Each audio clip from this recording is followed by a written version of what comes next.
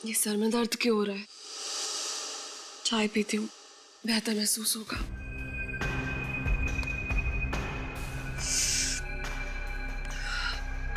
रामू, चाय बनी क्या? जी मैडम, अभी लाता हूँ। रामू, थोड़ा जल्दी करो, मेरा सर बहुत भारी हो रहा है। लाता हूँ मैडम। पता नहीं क्या हो रहा है मुझे। कल रात तो नींद भी अच्छी आई थी और खाना भी तो घर पर ही खाया था, फिर अब ये अजीब सा क्यों लग रहा है? मेम साहब, आपके सर दर्द की दवा लाऊं क्या? नहीं रामू, चाय पी लेती हूँ, शायद उससे ठीक हो जाए। ठीक है मेम साहब, मैं साहब को चाय दे के आता हूँ। तुम रहने दो, मैं देकर आती हूँ। कल देर रात तक काम कर रहे थे, अभी भी सो रहे हैं। ठीक है मेम साहब। ये प्रमोद भी ना फिर लेट हो जाएगा तो मुझ पर चिल्लाएंगे। प्रमोद, देखो उठो अभी। देखो मेरी तबीयत पहले से ही ठीक नहीं है, अब तुम मुझे और तंग मत करो। तुम्हारी चाय भी तैयार है। प्रमोद, प्रमोद।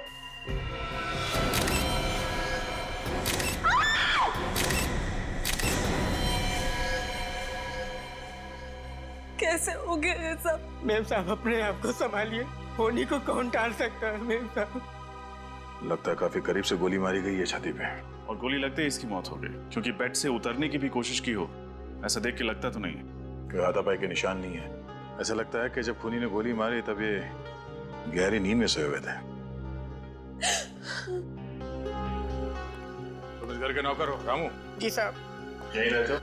नहीं साहब, पास वाली बस्ती में रहता हूँ साहब। सुबह 7 बजे आता हूँ, घर का काम करता हूँ साहब, खाना बनाता हूँ और रात को 7 बजे चला जाता हूँ। अंदर कैसे आया तुम? साहब, मेरे पास घर की डुप्लीकेट चाबी है जो मेम साहब ने मुझे बना के दी है। उसी से साहब मैं दरवाजा खोल के अंदर आता हूँ, क्योंकि कभी कभी साहब और मेम साहब देर से उठते हैं। तो तुम्हारे पास इस घर की डुप्लीकेट चाबी भी है? जी साहब। तो जब तुम घर के अंदर दाखिल हुए तो कुछ अजीब दिखा घर के अंदर, या फिर घर के बाहर किसी को देखा जो गड़बड़ लगा हो? नहीं साहब, कल 7:30 बजे काम करके मैं चला गया था साहब। साहब और मेम साहब दोनों लोग टीवी पे फिल्म देख रहे थे और जब मैं सुबह आया तो साहब और मेम साहब दोनों लोग सो रहे थे साहब, और मैं रसोई में चला गया काम करने के लिए। सर, हाँ? यहाँ पे तो कुछ नहीं है। कुछ नहीं है? पूरी घर की तलाशी लेते हैं, चलो।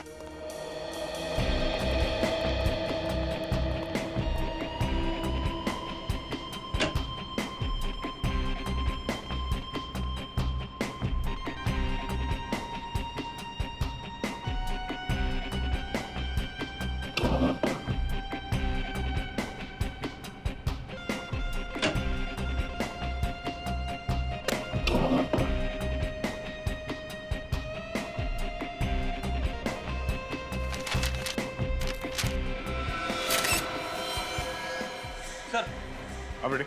स्टडी रूम में से गन मिली है। गोली चली है? साहब, इस बंदूक के बारे में मैं कुछ नहीं जानता हूँ साहब। मैं बेकसूर हूँ साहब, मैं बहुत ईमानदार हूँ साहब, मैंने कुछ नहीं किया साहब। ये लो, हमने तो तुमसे कुछ पूछा ही नहीं और तुम खुद ब खुद बोल पड़े। अब तो हमारा शक यकीन पे बदल गया है। प्रमोद जी का खून तुम्ही ने किया है। नहीं साहब, मैंने कुछ नहीं किया साहब।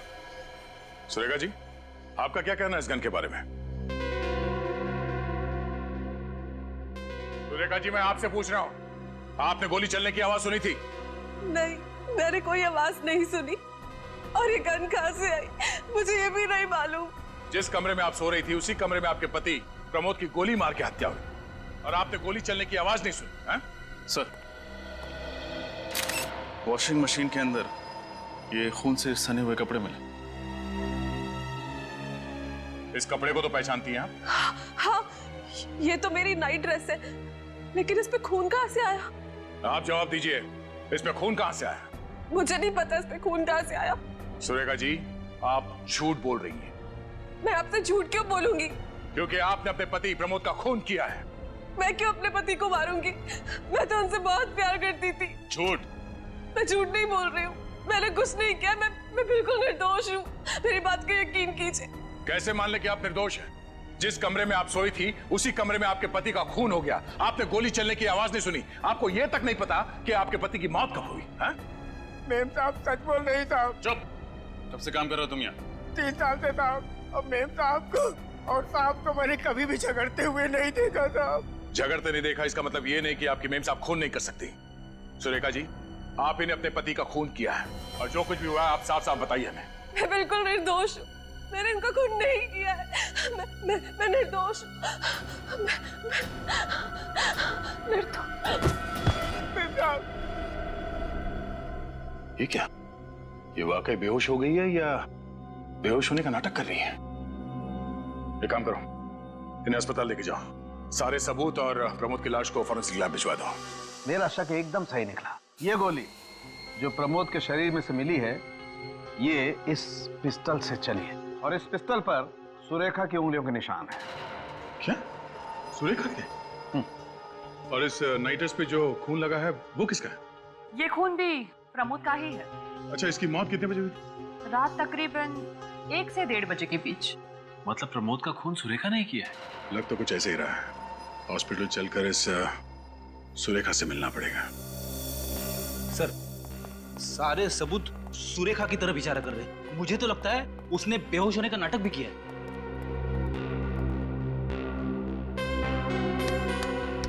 उठ, उठ। ये लो, ये तो सपनों की दुनिया में। इसे अभी हकीकत की दुनिया में ले जाते हैं। उठो, उठो। ड्यूटी पर सोने का पगार मिलता है क्या तुम्हें? नहीं सर, इसे तो सपने देखने का पगार मिलता है। क्या है, आप लोगों को हॉस्पिटल में रात को चेकिंग करने का पगार मिलता है? एक तो चोरी, ऊपर से सीना चोरी। हाँ? चोरी? कौन सी चोरी? मैंने कौन सी चोरी की? काम चोरी की है तुमने। जाओ ना, क्यों दिमाग खराब करते हो? वैसे भी पेशेंट को मिलने का टाइम खत्म हो गया। चलो कल 5 से 7 के बीच में आना। चलो, good night. Good morning. CID? Surekha ji इसी कमरे में है? जी सर। चलो दिखा।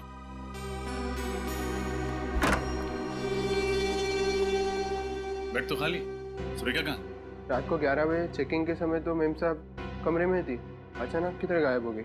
जो सवाल हमें तुमसे पूछना चाहिए वही सवाल तुम हमसे पूछ रहे हो। सर, हमें इस पूरे हॉस्पिटल की अच्छी तरीके से छानबीन करनी पड़ेगी। आने के छानबीन तो करनी होगी। पूरा हॉस्पिटल छान मारो, देखो सुरेखा कहाँ।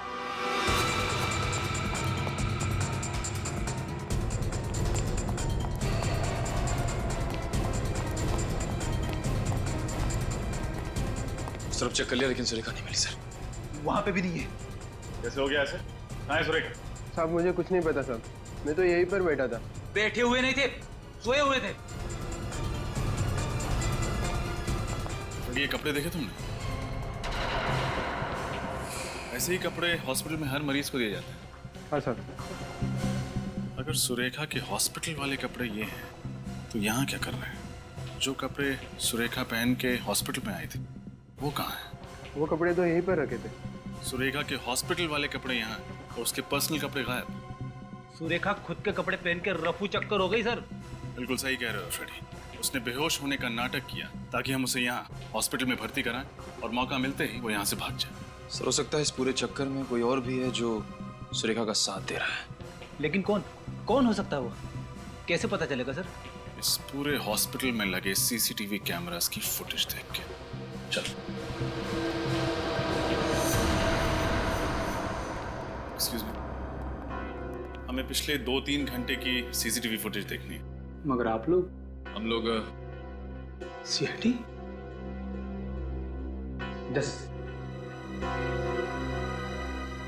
ये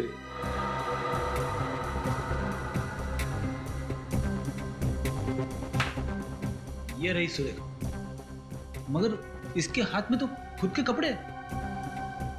और ये ऐसे चल रही है जैसे इसमें कोई जान ही नहीं है। शायद इस कमरे के अंदर वो कपड़े बदलने गई। मगर ये काम तो वो अपने कमरे में भी कर सकती थी ना। हाँ फ्रेडी, यही तो मैं सोच रहा हूँ।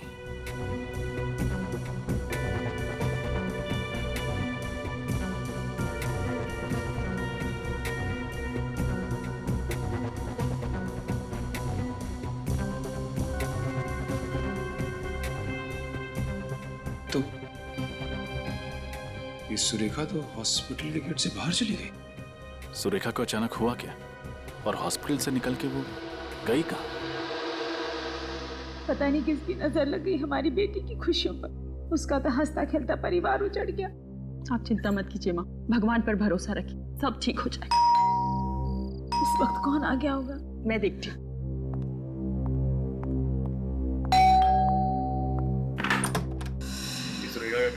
जी, लेकिन वो तो इस वक्त हॉस्पिटल में है। थी, अब नहीं है। हॉस्पिटल में नहीं है तो कहाँ है?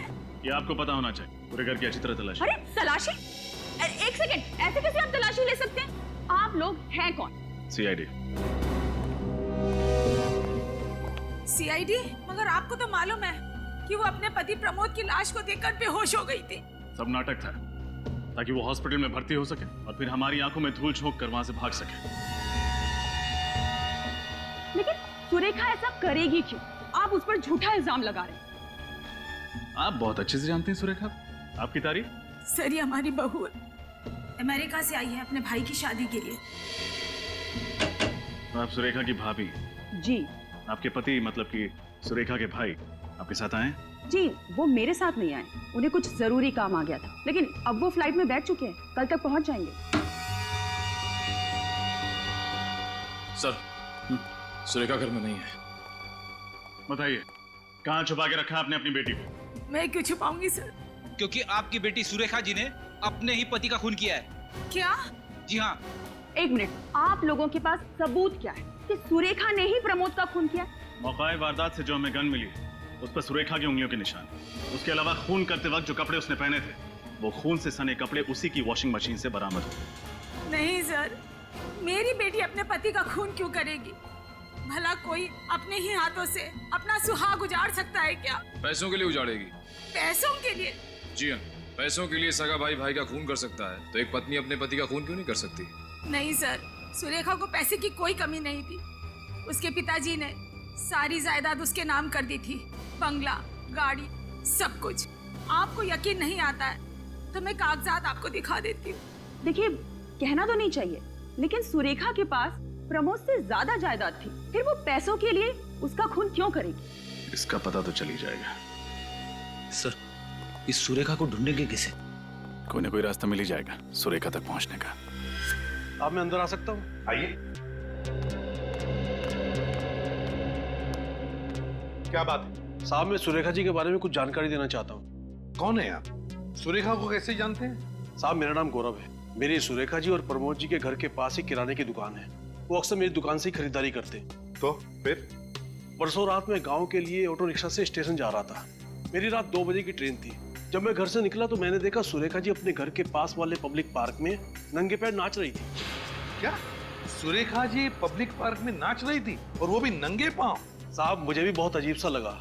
रात के 1 बजे का वक्त थोड़ा ही होता है पब्लिक पार्क में नाचने का। एक मिनट, क्या कहा तुमने? कितने बजे? 1 बजे। रात के 1 बजे? जी हाँ। रात के 1 बजे सुरेखा पब्लिक पार्क में नाच रही थी नंगे पांव, और सचिन उसी वक्त, और रात के 1 और 1:30 बजे के बीच में प्रमोद का भी खून हुआ। पूरे होश में थे जब तुमने देखा, या फिर कुछ शौक है तुम्हें? साहब, मैं पूरे होश में था, आप मेरा यकीन कीजिए। सर, कोई एक इंसान एक ही वक्त पे 2 अलग-अलग जगह पे कैसे हो सकता है? वही तो सचिन, वही तो। कुछ न कुछ तो गड़बड़ जरूर है, कुछ न कुछ तो गड़बड़ जरूर है। ठीक है, तुम जा सकते हो।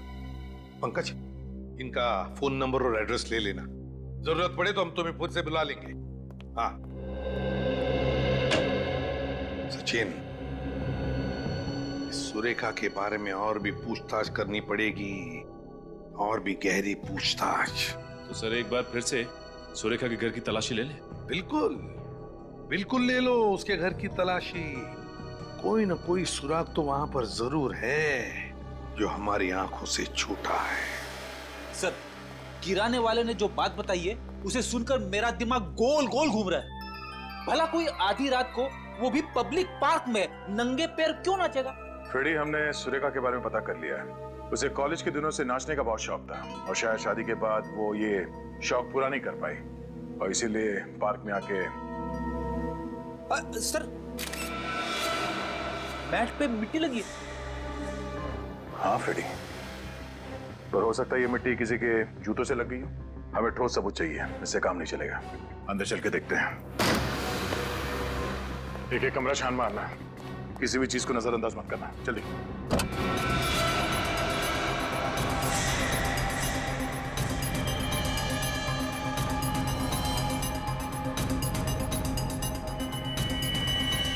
काला सलवार, सलवार में मिट्टी भी लगी हुई है। डॉक्टर सालुंके के हिसाब से प्रमोद की मौत रात 1 बजे के करीब हुई थी। और एक इंसान एक ही समय पे 2 जगहों पे कैसे हो सकता है?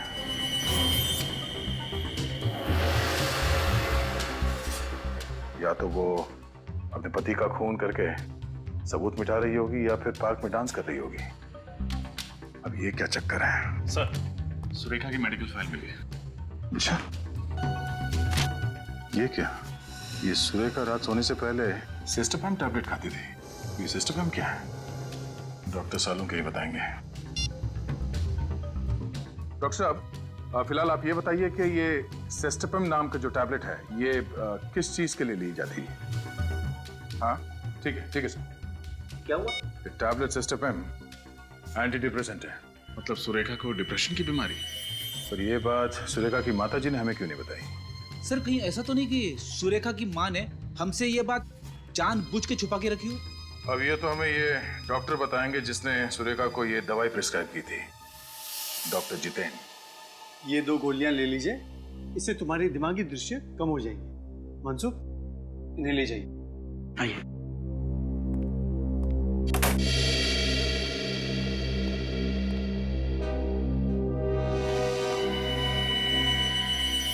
आप लोग अंदर कैसे आ गए? अपॉइंटमेंट ली? आई एम सॉरी आपको परेशान करने के लिए। दरअसल आपसे बहुत जरूरी काम था, इसलिए बिना अपॉइंटमेंट ही अंदर चले आए। कौन है आप लोग? मुझसे क्या चाहते हैं? हम लोग CID से। हमें आपकी पेशेंट सुरेखा के बारे में कुछ जानकारी चाहिए। सुरेखा? पूछिए, क्या पूछना है? आपने ही सुरेखा को ये एंटी डिप्रेसेंट टैबलेट सिस्टोपैम दिया था ना? हाँ, ये मैंने प्रिस्क्राइब की थी। डॉक्टर साहब, क्या आप बता सकते हैं कि सुरेखा को कौन सी बीमारी थी? देखिए, मैं एक साइकियाट्रिस्ट हूँ और साइकियाट्रिस्ट होने के नाते मैं अपने किसी भी मरीज के बारे में किसी को भी कुछ बताना उचित नहीं समझता। हम समझ सकते हैं, लेकिन सुरेखा के पति प्रमोद का खून हो गया, वो भी उन्हीं के घर में। खून हो गया? कब? परसों रात को। परसों रात को? और हमेशा के कि सुरेखा ने अपने पति का खून किया, और खून करने के बाद वो गायब हो गई। जी हाँ, दरअसल बात यह है कि सुरेखा हमारे सामने बेहोश हो गई और जब हमने उसे अस्पताल में भर्ती किया तो वो अस्पताल से भाग गई। भाग गई? डॉक्टर साहब, अगर आप हमें बता देंगे कि सुरेखा को क्या बीमारी है तो हमें केस सॉल्व करने में आसानी हो। देखिए, मैं कैसे? देखिए प्लीज, आप बताएंगे आपने उसे ये एंटी डिप्रेसेंट क्यों दी थी? क्या उसे किसी किस्म का डिप्रेशन था? जी, सुरेखा को डिप्रेशन नहीं था। सुरेखा को दरअसल नींद में चलने की बीमारी थी। नींद में चलने की बीमारी? जी। सर कहीं ऐसा तो नहीं कि सुरेखा ने नींद में ही अपने पति का खून कर दिया? डॉक्टर साहब, नींद में चलने वाला आदमी नींद में खून कर सकता है? वेल, हाँ भी और ना भी। मतलब क्या सुरेखा ने इससे पहले भी नींद में कोई अजीब सी हरकत की थी? प्रमोद ने मुझसे कहा था कि एक बार रात को जब उठा तो सुरेखा बिस्तर पे नहीं थी। पूरा घर छान मारने के बाद उसने देखा सुरेखा घर पर भी नहीं थी।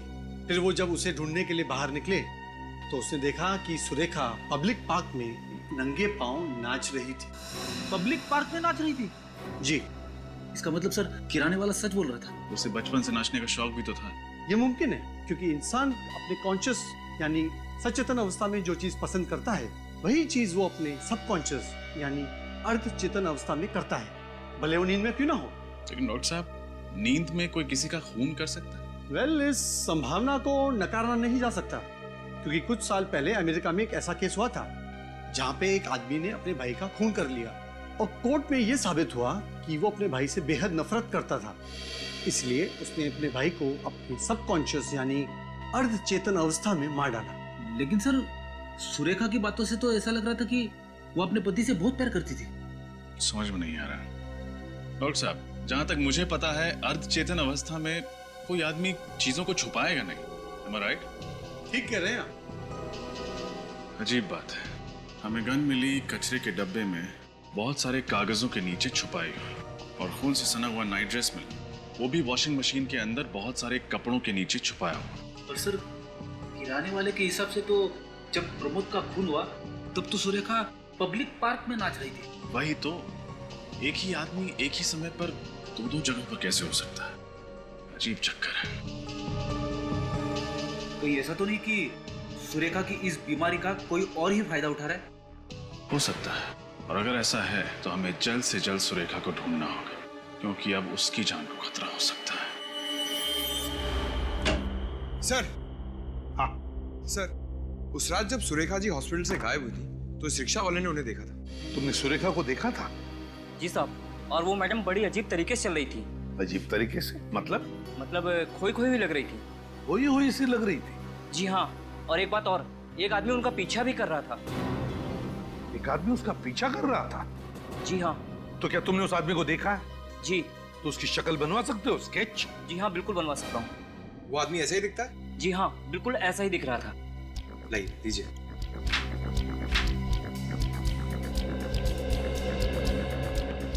सर। हाँ, ये लीजिए स्केच।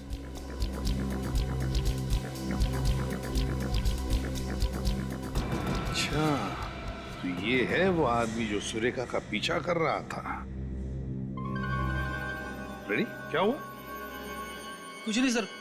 सर, इस आदमी को मैंने कहीं देखा है। तुमने देखा इस आदमी को? हाँ सर। कहां पर? याद करो, याद करके बताओ। याद आया सर, इस आदमी को मैंने डॉक्टर जितेन के कैबिन में से बाहर निकलते हुए देखा है। डॉक्टर जितेन के कैबिन से बाहर निकलते हुए देखा था इसे? कहीं इस आदमी ने तो नहीं सुरेखा को अगवा किया? डॉक्टर जितेन के पास जाकर पूछताछ करो, पता लगाओ इस आदमी के बारे में। आप लोग फिर से? माफ कीजिएगा, आपसे फिर से मिलना जरूरी था, क्योंकि सुरेखा की जिंदगी और मौत का सवाल है। क्या हुआ सुरेखा का? मिल गई वो? जी नहीं, अभी तक तो नहीं मिली। यह आदमी कल आपके कैबिन में से बाहर निकला था जब हम यहाँ पे आए थे। आप इसे बुला सकते हैं? ये तो मेरा असिस्टेंट मनसुख है, लेकिन इसका सुरेखा के साथ क्या लेना देना? हमें शक है कि इसी ने सुरेखा को अगवा कर लिया। क्या मनसुख ने सुरेखा को अगवा किया? हाँ, मनसुख आपकी क्लिनिक में कहीं दिख नहीं रहा। आज काम पे नहीं आया क्या? नहीं, वो सुबह उसका फोन आया था और कह रहा था कि उसकी माँ की तबीयत अचानक खराब हुई है, इसलिए 3-4 दिनों तक नहीं आएगा। लगता है हमारा शक सही निकला है। मनसुख के घर का पता मिलेगा? हॉस्पिटल वालों ने जो मनसुख का एड्रेस दिया था यही है ना? हाँ सर। लेकिन मुझे लगता नहीं कि मनसुख को हमें देख के खुशी होगी। हमें देख के किसे खुशी होती है? मुझे मायूस हो जाता है, क्योंकि जानता है कि उसका वक्त पूरा हो गया।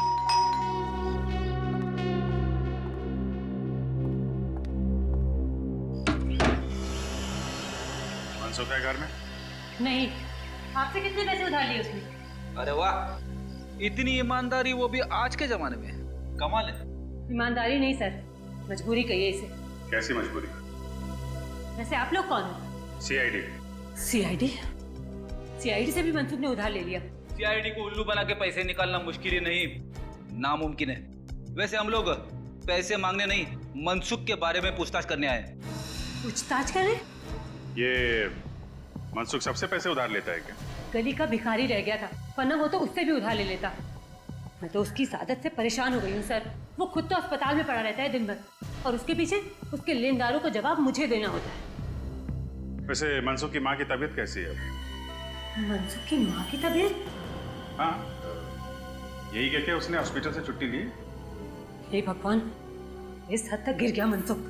कहना क्या चाहती, साफ साफ बताइए। जी, मनसुख की माँ की मौत तो 2 साल पहले ही हो गई थी। हाँ? फिर उसने झूठ क्यों बोला? पता नहीं क्यों, वो तो मुझसे भी झूठ बोलकर ही गया होगा। आपसे क्या बोला? कहाँ जा रहा है? वो कल दोपहर को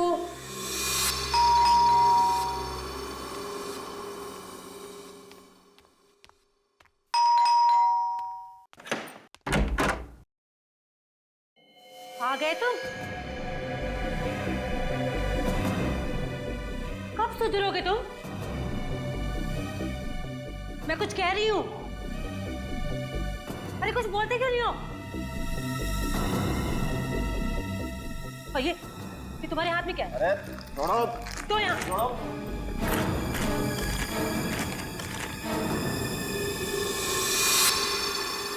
इतने सारे पैसे? अब चोरी भी शुरू कर दी क्या तुमने? यहाँ पे मैं तुम्हारे कर्जदारों से परेशान हो गई हूँ, और तुम? अरे अपनी बकवास बंद करो। जाओ जाओ, जाके मेरा सामान पैक करो। मुझे दिल्ली जाना है। दिल्ली जाना है? क्यों जाना है? अरे हॉस्पिटल का कुछ सामान खरीदना है। ये वैसे मुझे डॉक्टर साहब ने दिए। अब जाओ ना, जाओ जल्दी करो, जाओ। हॉस्पिटल से कह के गया कि माँ की तबीयत खराब है। इनसे बोल के गया कि दिल्ली जा रहा है हॉस्पिटल का सामान लाने। सर मुझे लगता है सुरेखा और प्रमोद के केस में जरूर इस मनसुख का हाथ है। हाँ सर, इस केस से मनसुख का कुछ न कुछ तो कनेक्शन जरूर है। ये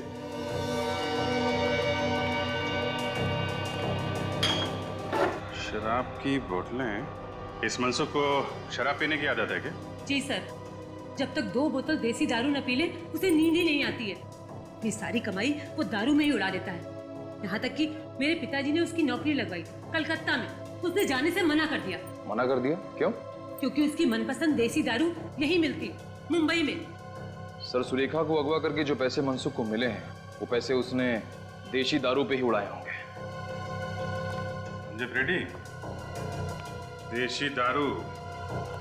हाँ सर, मुंबई में जितने भी देसी दारू के अड्डे हैं वहीं पे जाना पड़ेगा। जाना तो पड़ेगा, मगर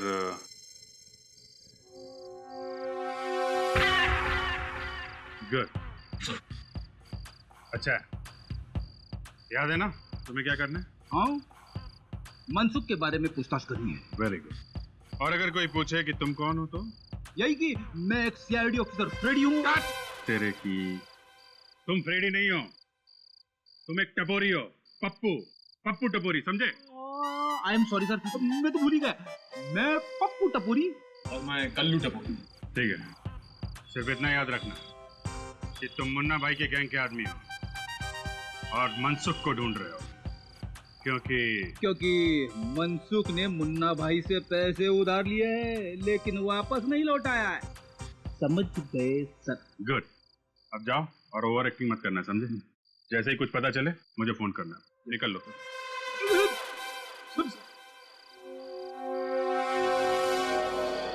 आई सुन, इस पंडर को कोई जानता है? भाई साहब, इसे देखा है क्या? ये अपन के एरिया का नहीं है। ध्यान से देख, पहचानेगा तो माल मिलेगा ना। अरे ठीक से देखो ना। तुम भी देखो ना। अरे बाबा, बोला ना, आपने पी रखी है क्या? आदमी का टुकड़ा पहचानते हो क्या? हाँ, आपको बोल रहा हूँ। अरे पी तुमने रखी है? नहीं पहचानता, जाओ यहाँ से। सर वो उधर चेक कर लिया लेकिन कुछ पता नहीं चला। मुझे भी कुछ नहीं मिला है, ना मनसुख फंसुख कुछ नहीं है। एक बार बचता है, रोशनी बात।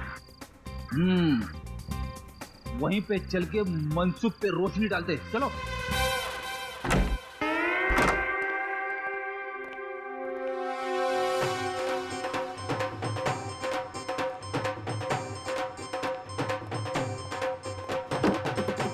अरे फटाफट बोल, क्या चाहिए? मौसमी, नारंगी, अंगूरी?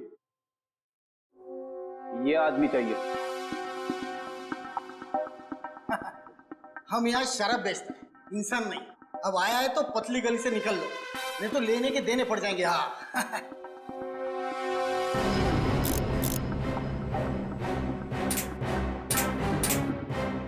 एक गोली शरीर के अंदर जाएगा और तुम 4 कंधे पे इधर से बाहर जाएंगा। कौन है आप लोग? अपन पप्पू टपोरी और ये कल्लू टपोरी, मुन्ना भाई के पंटर है दोनों। मुन्ना भाई? पहली बार नाम सुना है मैंने। बड़ा डेंजर आदमी है, लोग उसका नाम लेने से डरते हैं। कोई उसका नाम लेगा नहीं तो तुम सुनेगा कैसे? अच्छा अच्छा, ऐसा है क्या? अब चल फटाफट बता, मनसुख पिछले 10 घंटे में इधर आया था कि नहीं आया था? देख, उसने मुन्ना भाई से पैसे उधार लिए और फिर गायब हो गया, समझा?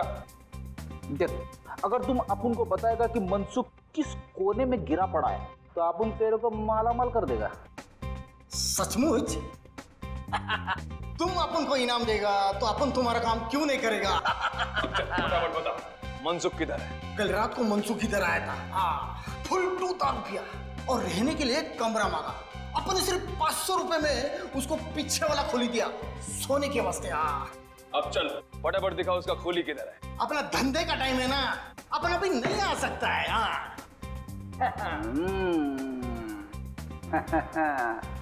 अभी नहीं तो कभी नहीं। वाह, वो नहीं तो हो गया। आइए दिखाता हूं मैं आपको।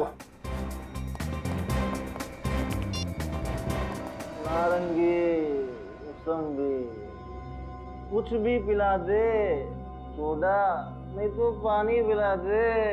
ना ना ना, ना सोडा ना पानी, अपन को तो सिर्फ दारू पिला दे। आज तो अपन फटे तक दारू पिएगा। बहुत सारा माल है अपने पास, बहुत सारा। ओ नहीं,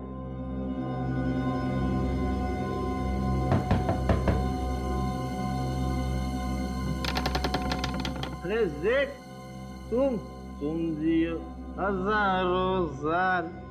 सेठ, अभी अपन तुम्हारे पास ही आने वाला था। वो क्या है ना, दारू खत्म हो गया है, 2 बोतल चाहिए बस। अरे मनसुख, पहले इन लोगों से मिल ले। कौन है लोग, यहाँ क्या कर रहे? सेठ, मैंने तुमको एक कमरे का पूरा भाड़ा दिया है, वो भी एडवांस में। इस कमरे में से मैं ही रहूंगा। हाँ। अरे मनसुख, तेरी बकवास बंद कर और इनकी बात मान ले। जो मानो इनकी बात में? कौन है ये लोग? अरे ये मुन्ना भाई के आदमी लोग हैं। मुन्ना भाई? कौन मुन्ना भाई? वही मुन्ना भाई जिससे तूने पैसे उधार लिए थे। अरे इनके पैसे लौटा दे वरना तेरी हड्डी पसली एक कर देंगे ये। लेकिन मैं किसी मुन्ना भाई को जानता ही नहीं, ना मैंने किसी मुन्ना भाई से पैसे उधार लिए। देखिए, आप लोगों को कोई गलतफहमी हुई है, आप लोग जाइए। आप जाएंगे, लेकिन पहले तुझे साथ लेके जाएंगे सीआईडी ब्यूरो। सीआईडी? आप लोग सीआईडी से? हे भगवान, कहाँ फंस गया मैं?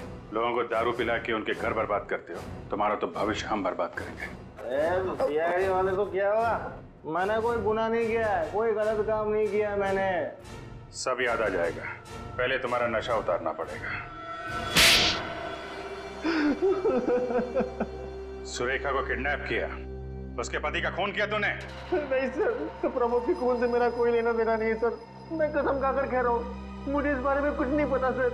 अच्छा, तो जब सुरेखा हॉस्पिटल से बाहर गई तब तुमने उसका पीछा क्यों किया?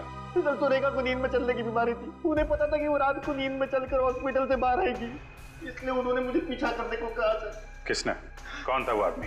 सर, करीब 25-27 साल का आदमी था। उसका कद छोटा था सर। नाम? मुझे उसका नाम नहीं पता सर। सर, उसने मुझसे कहा कि वो सुरेखा का दोस्त है और वो सुरेखा की सुरक्षा की चिंता करता है सर। तो तुमने ये काम उसकी मदद के लिए किया है? तो ये दारू के पैसे कहाँ से आए? कर्जदारों के पैसे कहाँ से चुकाने वाले थे तुम? मैं मानता हूँ कि मैंने ये काम पैसों के लिए किया, पर सर मैंने किसी का खून नहीं किया है सर। सर, सुरेखा को बंगले में छोड़ने के बाद मुझे सुनने में आया कि सुरेखा के पति प्रमोद का खून हो गया है। सर, सीआईडी वालों को सुरेखा पर शक है। मैं डर गया था सर। मुझे लगा कि जब तक ये मामला ठंडा नहीं हो जाता मैं पैसे लेकर कुछ दिनों के लिए गायब हो जाता हूँ। बस सर, मैंने कुछ नहीं किया है सर। सर, आपको लगता है आदमी सच बोल रहा है? 25-27 साल का छोटे कद का आदमी जो अपने आप को सुरेखा जी का दोस्त कहता है, कौन आ सकता है?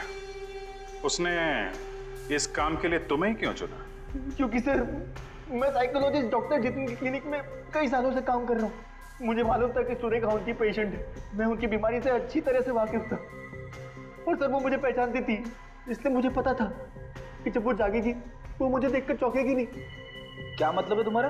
दरअसल सर, ऐसे मरीज नींद में कहीं भी चले जाते हैं और जागने के बाद अगर वो अपने आप को किसी अनजान जगह या अनजान लोगों के बीच पाते तो बौखला जाते हैं सर वो। और सुरेखा मुझे जानती थी, इसलिए मुझे पता था कि ऐसी कोई तकलीफ नहीं होगी सर। इस वक्त सुरेखा कहाँ है? सर, मुझे नहीं पता, मुझे कुछ नहीं पता सर। सर, उस आदमी ने मुझे कहा कि सुरेखा जी जब जाग जाए तो उसे समझा बुझाकर एक बंगले में छोड़कर आना। सर, उसके बाद क्या हुआ मुझे कुछ नहीं पता सर, मैं सच कह रहा हूँ। सर, कहीं सुरेखा अभी भी उस बंगले में तो नहीं है? कहाँ है वो बंगलो जहाँ तुमने सुरेखा को छोड़ा था?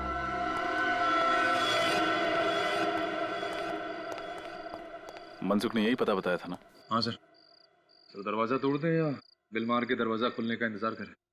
पहले सीधी उंगली से घी निकालने की कोशिश करते हैं, जरूरत पड़ी तो उंगली टेढ़ी कर देंगे।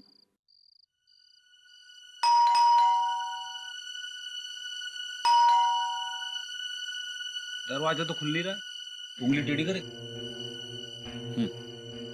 लेकिन दरवाजा तोड़ेंगे नहीं, कोई और रास्ता ढूंढते हैं अंदर घुसने का।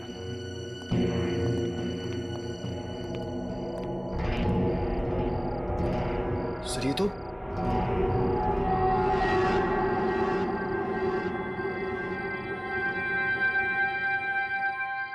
ये तो सुरेखा है। इसने तो हेडफोन लगा रखा।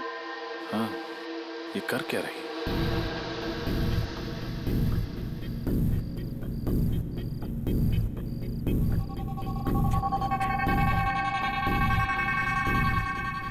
सर ये तो पंखे पे लटकने की तैयारी कर रही है।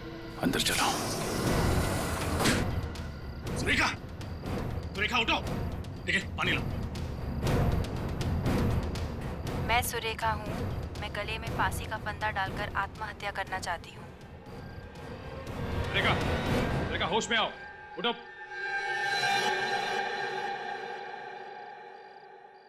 ये मैं क्या कर रही थी? आप फांसी लगाने जा रही थी।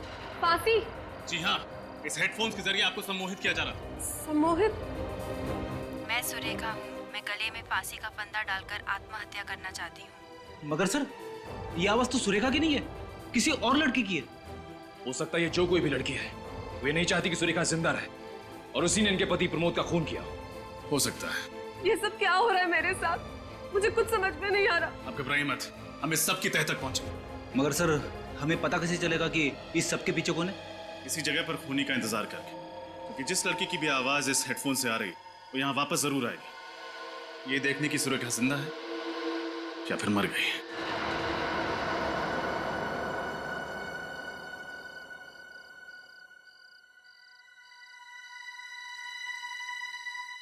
दो घंटे हो गए सर, अभी तक तो कोई नहीं आया।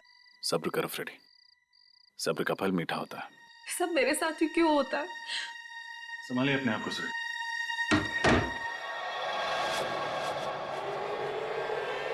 माय गॉड, यहाँ पर तो सिर्फ रस्सी है।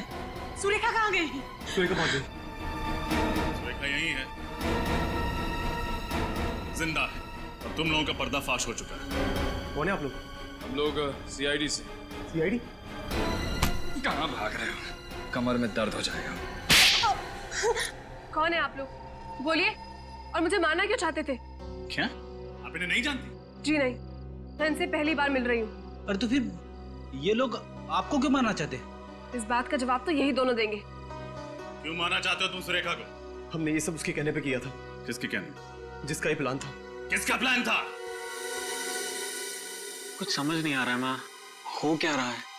मेरी भी कुछ समझ में नहीं आ रहा कि ये सब क्या हो रहा है। माँ, सुरेखा दीदी और प्रमोद जीजू का आपसी रिश्ता कैसा था?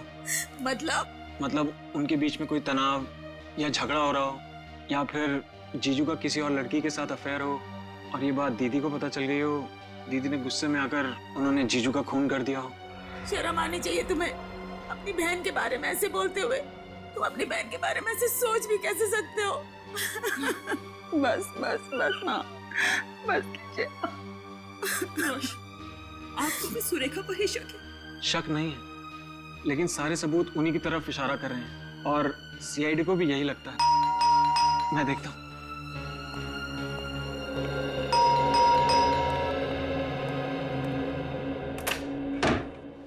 जी गई। मैं सीआईडी से। आप कौन? मैं सुरेखा का भाई रोशन। कहाँ है मेरी बच्ची? कुछ खबर मिली उसकी? पता चला, लेकिन क्या? लेकिन उसे बचा नहीं सके। बचा नहीं सके? कहाँ है सुरेखा? क्या हुआ उसको? उसने आत्महत्या कर ली। नहीं, ऐसा नहीं हो सकता। कह दो कि ये सब झूठ है। सुरेखा में छोड़ के ऐसा नहीं जा सकती। भगवान के लिए कह दीजिए कि ये सब झूठ है। भगवान ने आपकी बात सुन ली है। आप क्या कहना चाहते हैं? यही कि आपकी बेटी सुरेखा मरी नहीं है, जिंदा है। सुरेखा जी। माँ, मेरी बच्ची। भाभी,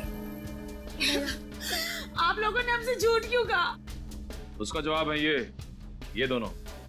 आइए।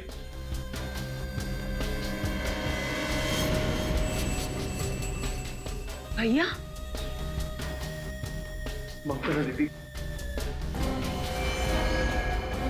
स्वाति जी, भागने की कोशिश बेकार है, सो प्लीज अब बताओ, क्या दुश्मनी थी तुम्हारी प्रमोद के साथ जो तुमने उसका खून किया? नहीं सर, प्रमोद से मेरी कोई दुश्मनी नहीं थी। मुझे तो परेशानी उस सुरेखा से थी। परेशानी? वो भी सुरेखा से? सुरेखा तो तुम्हारे पति की बहन है ना?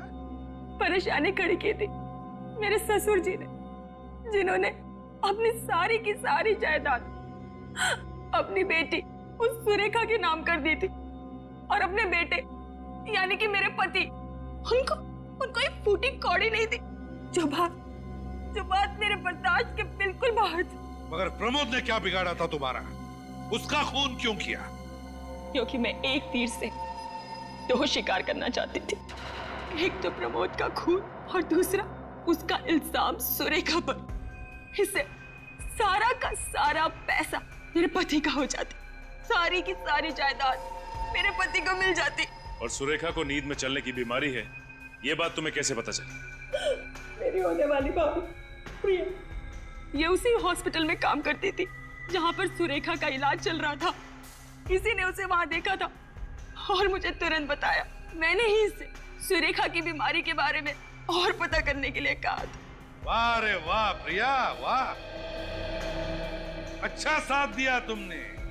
और जैसे ही तुम्हें सुरेखा की बीमारी के बारे में पता चल गया, तुम्हारे दिमाग में वो घिनौना प्लान आ गया, है ना? हाँ, मैंने इंतजार किया उस रात का, जब सुरेखा नींद में चलते चलते सामने के पब्लिक पार्क में जाकर नंगे पांव नाचने लगे। फिर मैंने प्रिया और राजेंद्र की मदद लेकर प्रमोद का खून करवा दिया। प्रमोद पर गोली किसने चलाई? गोली राजेंद्र ने चलाई थी। तो फिर सुरेखा के उंगलियों के निशान पिस्तौल पे कैसे आए? मैं अच्छे से जानती थी कि सुरेखा जब नींद की अवस्था में चलते चलते बाहर जाएगी तो वो कपड़े जरूर बदलेगी, इसलिए मैंने उसके कपड़ों के ऊपर पिस्तौल रख दी थी। और उसने वही किया जो मैं चाहती थी। उसने कपड़ों के ऊपर से पिस्तौल उठाई और उसकी उंगलियों के निशान उस पर आ गए। सब कुछ प्लान के मुताबिक चल रहा था, यहाँ तक कि सुरेखा के आत्महत्या का प्लान भी। पर पता नहीं आप लोग कहाँ से आ गए और सारा प्लान चौपट हो गया। चौपट तो तुम तीनों की जिंदगी हो गई। जिस दिन हम तुम्हारे प्लान के बारे में सब कुछ समझ गए, बस तुम्हारे मुंह से सुनना चाहते थे। अब शायद तुम तीनों को फांसी ही होगी, तब तक जेल की सलाखों के पीछे सड़ते बैठना।